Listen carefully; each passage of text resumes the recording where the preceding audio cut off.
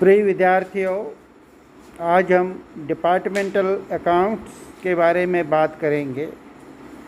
विभागीय लेखे। फुटकर व्यापार को संचालित करने हेतु किसी भी रूप में संगठित व्यावसायिक संस्था अथवा एकाकी व्यवसाय से लेकर कंपनी, सहकारी संस्था आदि के विभागीय लेखों को जांचा जा सकता है और इसका लेखांकन किया जा सकता है। फुटकर व्यापार करने का एक प्रमुख स्वरूप विभागीय भंडार, जिसको हम डिपार्टमेंटल स्टोर के नाम से जाना जाता है। विभागीय भंडार के अंतर्गत एक व्यावसायिक संस्था द्वारा एक ही छत के नीचे कई विभाग स्थापित किए जाते हैं, जो विभिन्न आवश्यकताओं की पूर्ति हेतु वस्तुओं का फुटकर विक्रय कैसे किया जाता है। प्रायः विभागीय भंडार में ग्राहकों की उनकी आवश्यकता की लगभग सभी वस्तुएं एक ही स्थान पर मिल जाती हैं। समय की बचत तथा अनेक स्थानों पर जाकर अपनी आवश्यकताओं की वस्तुओं एवं सेवाओं को क्रय करने की परेशानी से बचने के लिए आजकल बड़े बड़े शहरों में विभागीय भंडारों को प्रोत्साहन देने की प्रवृत्ति बढ़ती जा रही है। अतः गत कुछ वर्षों में ही विभागीय भंडार काफ़ी संख्या में छोटे शहरों में भी स्थापित हुए हैं। मुंबई, कलकत्ता, दिल्ली जैसे शहरों में स्वयं ग्राहकों ने सहकारिता के आधार पर ऐसे भंडारों की स्थापना की है तथा रिलायंस इंडस्ट्रीज सहित देश विदेश में अनेक नामी कंपनियां महानगरों और नगरों में विभागीय भंडारों की श्रृंखला स्थापित करने में रुचि ले रही है। विद्यार्थियों, विभागीय भंडारों में विभिन्न वस्तुओं एवं सेवाओं का विक्रय करने का कार्य अलग अलग विभागों में बांटा होता है तथा उसके ग्राहकों को उसकी आवश्यकता की अधिकतर वस्तुएं एक ही स्थान पर मिल जाती है।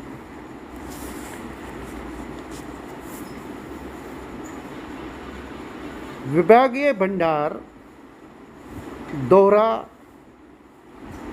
प्रविष्टि प्रणाली के आधार पर अपनी लेखा पुस्तिका रखते हैं।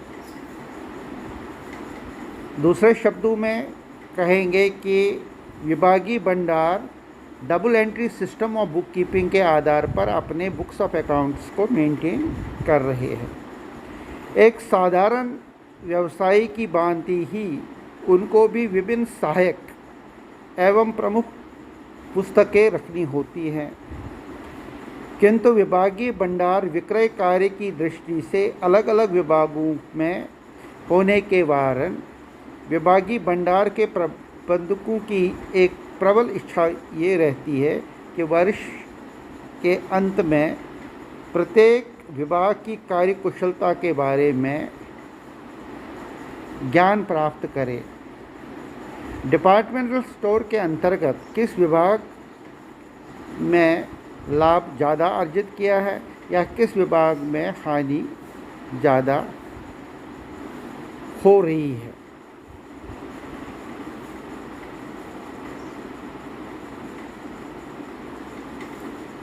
संपत्तियों और दायित्वों को अलग अलग विभागों के लाभ हानि खातों में वितरित नहीं किया जा सकता है। जैसे अंश हस्तांतरण, फीस, रिन्यू का ब्याज आदि, जो एक सामान्य प्रॉफिट एंड लॉस अकाउंट में दर्शाया जाता है और इसको अलग से ही बनाया जाता है, जिसमें विभागीय लाभ हानि खातों को ज्ञात हुआ लाभ अथवा हानि को स्थानांतरित करके उक्त योग्य आय व्ययों को स्थानांतरण और संपूर्ण व्यय का एक मुश्त लाभ हानि ज्ञान किया जा सकता है। विद्यार्थियों, अलग अलग विभागीय लाभ हानि खाते बनाने की व्यवस्थाओं को प्रबंधकों के अनेक लाभ हैं जो निम्न प्रकार हो सकते हैं। एक, विभिन्न विभागों में लाभ हानि का ज्ञान। विभागीय लेखे और विभागीय लाभ हानि खाते बनाने से विभिन्न विभागों के लाभ हानि खाते का ज्ञात किया जा सकता है। दूसरा लाभ जो विभागीय खातों में है वो है अंतर्विभागीय तुलनात्मक अध्ययन। जैसे कि पहले ही बताया गया है कि विभागीय भंडार, जिसको हम डिपार्टमेंटल स्टोर कहते हैं, के अंतर्गत बहुत सारे ऐसे विभाग होते हैं जो एक ही छत के नीचे अपना कार्य करते हैं। हर विभाग की अपनी लेखांकन प्रणाली होती है। प्रॉफिट एंड लॉस हर भंडारण विभाग का अलग से बनाना होता है। तो ऐसे प्रॉफिट एंड लॉस को एक विभाग से दूसरे विभाग के तुलनात्मक अध्ययन के लिए विभागीय लेखों का होना बहुत आवश्यक है, ताकि ये सुनिश्चित हो जाए कि किस विभाग में ज़्यादा लाभ हुआ है और किस में हानि हुई है, ताकि हानि को कम किया जा सके। तीसरा जो भी महत्वपूर्ण अंतरकालीन तुलनात्मक अध्ययन, इसके अंतर्गत अंतर्विभागीय अध्ययन के अतिरिक्त विभिन्न विभागों की कुशलता एवं लाभदायकता का तुलनात्मक अध्ययन उन्हीं विभागों के पूर्व लेखा अवधियों के लाभ हानि खाते से किया जा सकता है। जो पिछले वर्ष के लाभ हानि खाते थे, उसके साथ इन डिपार्टमेंटों का तुलनात्मक अध्ययन कि प्रॉफिट अगर हुआ है तो कितने प्रतिशत ज़्यादा प्रॉफिट हुआ है, लाभ हानि हुई है तो कितने परसेंट लास्ट ईयर के प्रॉफिट एंड लॉस अकाउंट से प्रॉफिट या लॉस या उसमें कितने प्रतिशत की इजाफा हुआ है, उसके कितनी परसेंट की गिरावट हुई है। अतः महत्वपूर्ण बिंदु पर विश्लेषणात्मक अध्ययन किया जा सकता है तथा अनावश्यक जो खर्चे होते हैं उस पर विभागीय लाभों की दृष्टि से देखकर उसमें खर्चे कम करने के लिए भी उसका अध्ययन किया जा सकता है। विद्यार्थियों, नीति निर्धारण में भी इसकी अहम भूमिका है।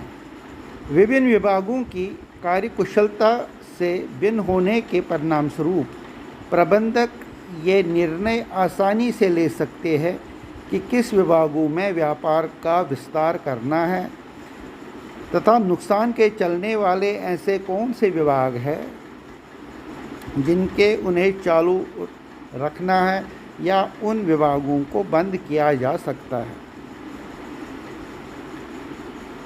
इसके अतिरिक्त एक और लाभ जो विभागीय लेखे के अंतर्गत हम समझने की कोशिश करते हैं वो है विभागीय मैनेजरों को बोनस देने में आसानी। यदि विभागीय मैनेजरों और अन्य कर्मचारियों के वेतन के अतिरिक्त उस विभाग द्वारा अर्जित लाभों का प्रतिशत के रूप में बोनस कुशलता दिया जाना है तो उसकी गणना आसानी से विभागीय लेखे को दृष्टि में रखकर किया जा सकता है।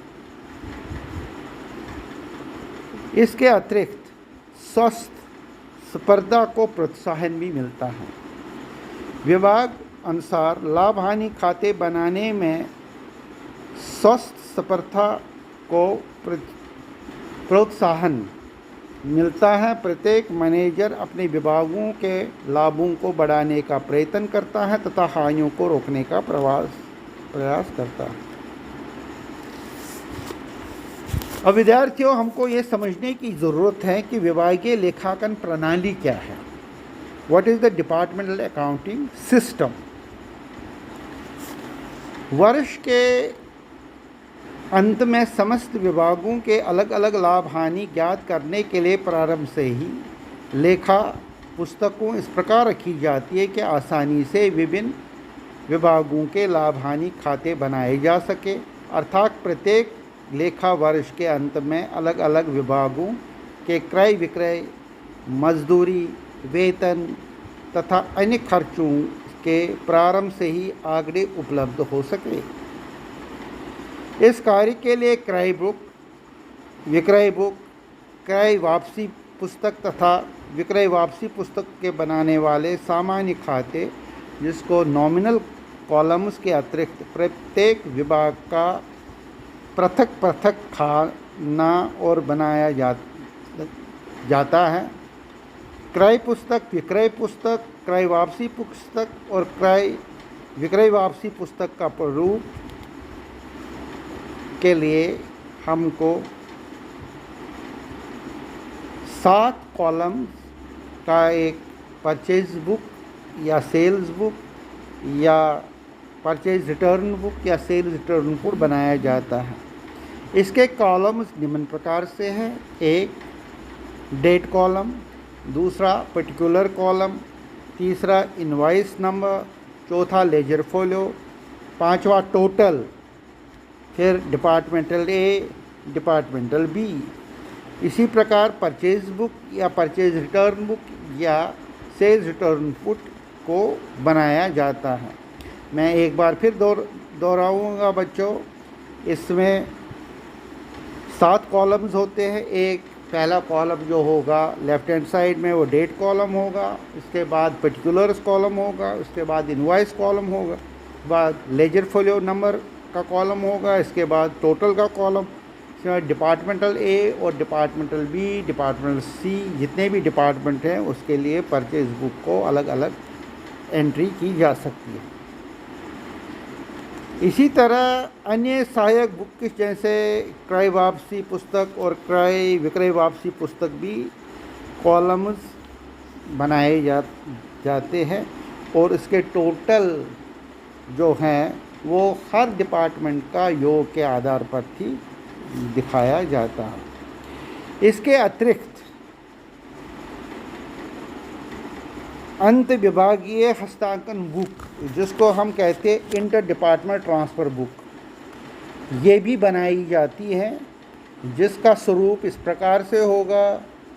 इसमें date column debit hand side से, फिर पर्टिकुलर्स कॉलम, फिर ट्रांसफ़र वोचर नंबर, फिर डिपार्टमेंटल ए, उसमें डिपार्टमेंट ए की डेबिट एंट्री और डिपार्टमेंटल ए की क्रेडिट एंट्री, डिपार्टमेंटल बी की डेबिट एंट्री, डिपार्टमेंटल बी की क्रेडिट एंट्री और डिपार्टमेंटल सी की डेबिट एंट्री और डिपार्टमेंटल सी की क्रेडिट एंट्री दर्शाई जाएगी क्रेडिट साइड में।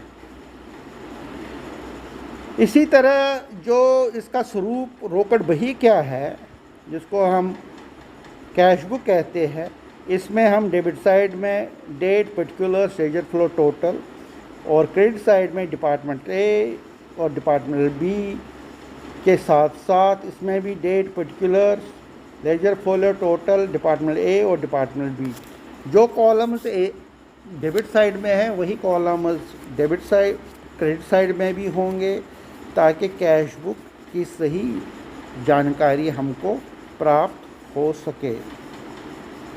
धन्यवाद।